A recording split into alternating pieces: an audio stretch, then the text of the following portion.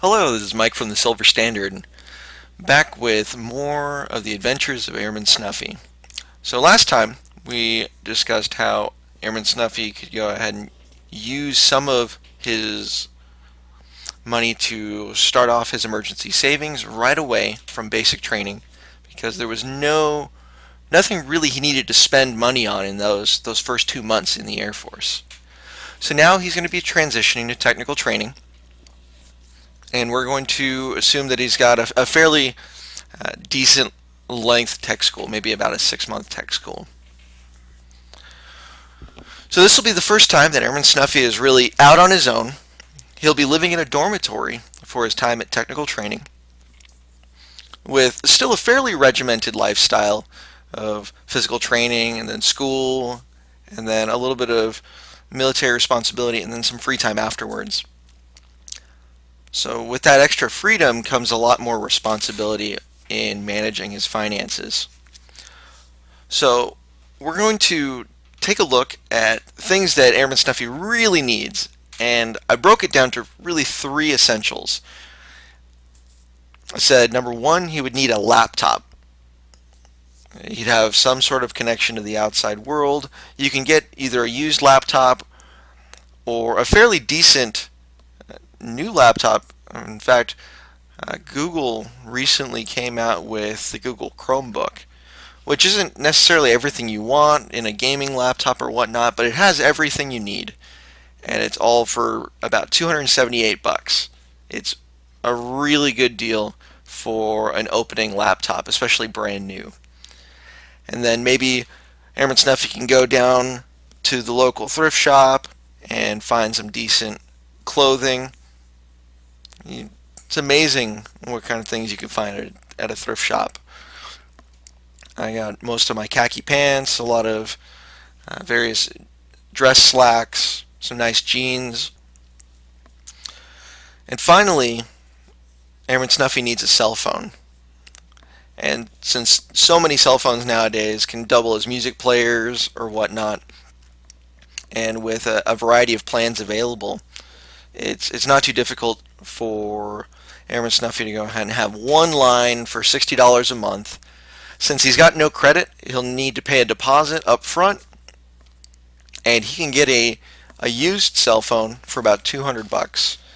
Right now on Amazon, you can get an iPhone 4S, which is your baseline cell phone nowadays under a 2-year contract, for right around $200.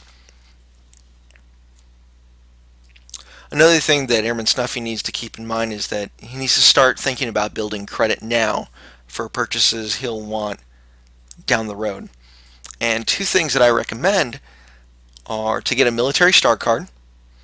The military star card is a credit card that you can use on base at the BX, the base exchange. You can use it at clothing sales, so if you need some uniform items or whatnot, you can put it on the military star card. And he can go ahead and put a couple of purchases a month on the military star card and pay them off. That way he has a revolving credit history. And it has a fairly low balance. And one advantage to the military star card that's really good for beginning airmen is that any balance that has to do with uniform items is interest free, which is nice. It's not often that you get interest free credit. I also recommend a general credit card, just another revolving credit account to be very disciplined in its use to build credit. There's several options as far as how to get a credit card or what kind of credit card to get, even with no credit history or bad credit history. And we can go ahead and talk about that in a few minutes.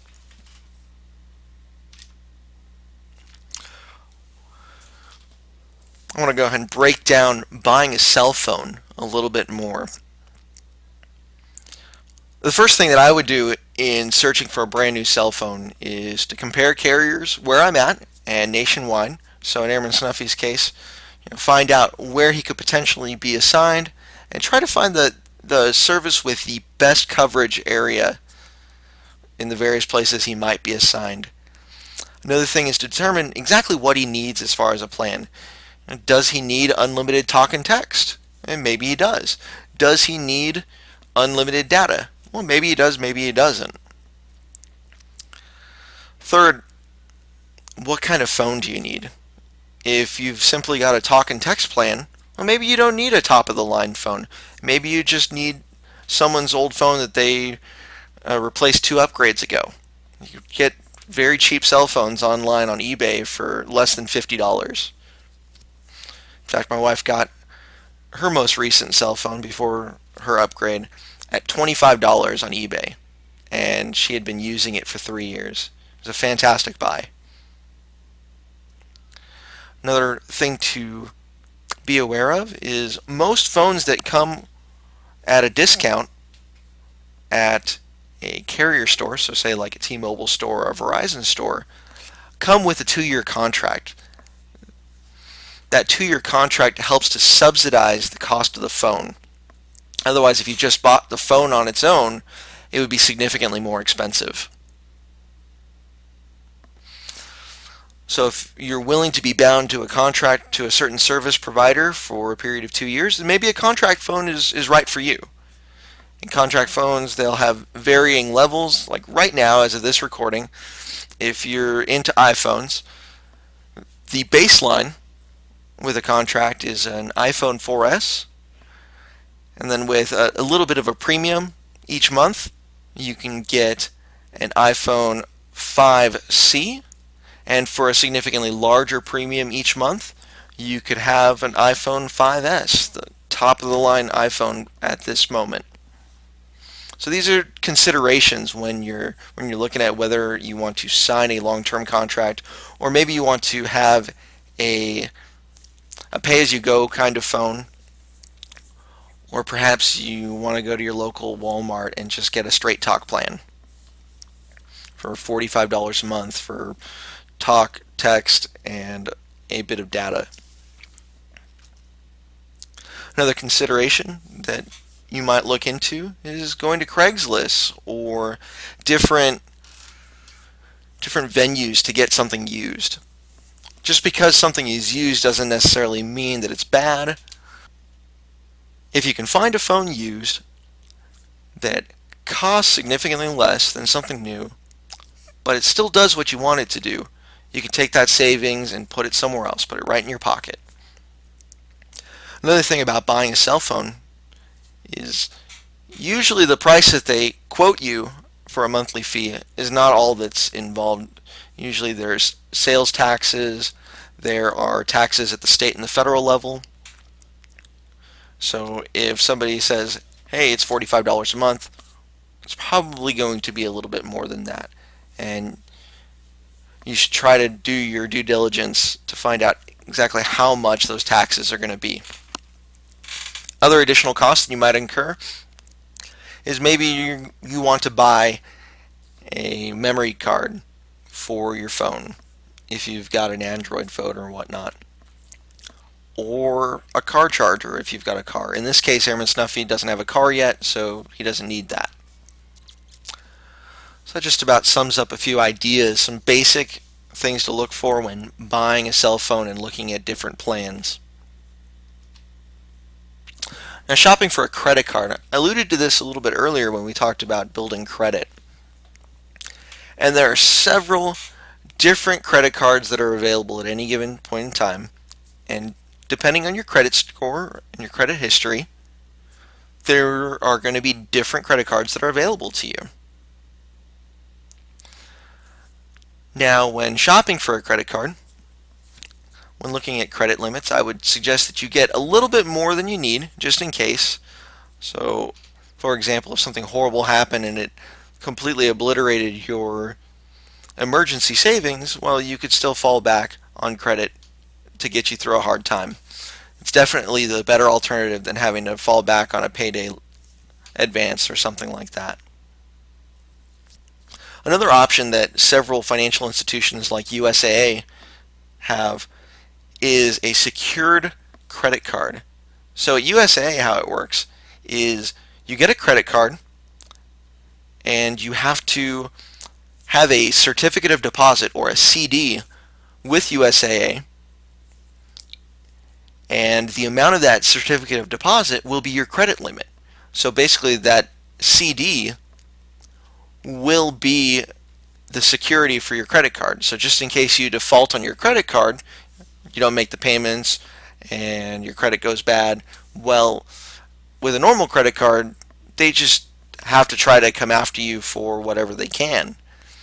But if it's secured by the certificate of deposit, well, they can take the certificate of deposit.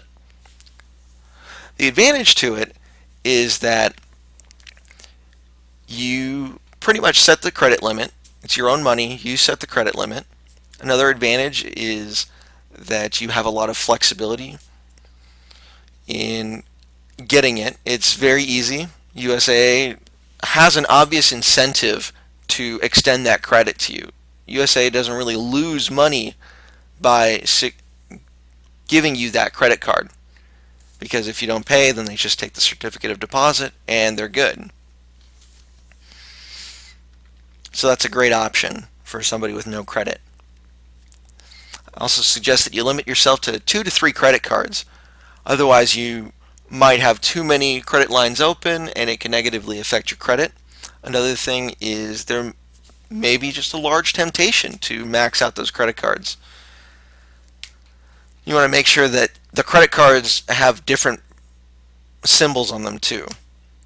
So for example, if you've got your main credit card is a MasterCard, maybe you want to have a Visa as your second credit card, or an American Express, simply because not every vendor will necessarily take a MasterCard, and not every vendor will necessarily take an American Express. So you want to have a nice coverage area just in case you go to a specific vendor and they don't accept your kind of credit card. That would put you in a very awkward situation. Another thing to consider are extras. Sometimes you'll get credit card offers that offer you bonus points or airplane miles or cashback offers, and those are pretty good. Where the extras come from and how they can afford to do that is every time you swipe your credit card, the payment processor will go ahead and charge about 3% on any transaction, and part of that goes to your credit card issuing company, and part of it goes to MasterCard itself or Visa or whatnot, and part of that goes to pay towards those extras. So for example, if you've got a credit card with 1% cash back, but you have to spend $20,000 in order to get $200 back, well, over the course of $20,000, they've gotten about $600. So they can afford to kick you back that $200. Another thing to look at when comparing credit cards is to look at rates, grace periods, introductory offers.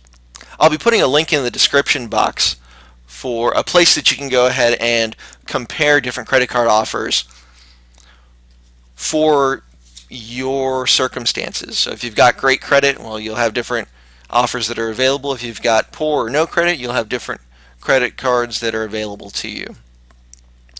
I hope this was helpful in giving you a little bit of insight as far as where Airman Snuffy is going now that he's in tech school, a little bit of insight on cell phones, buying a cell phone, as well as looking for a credit card.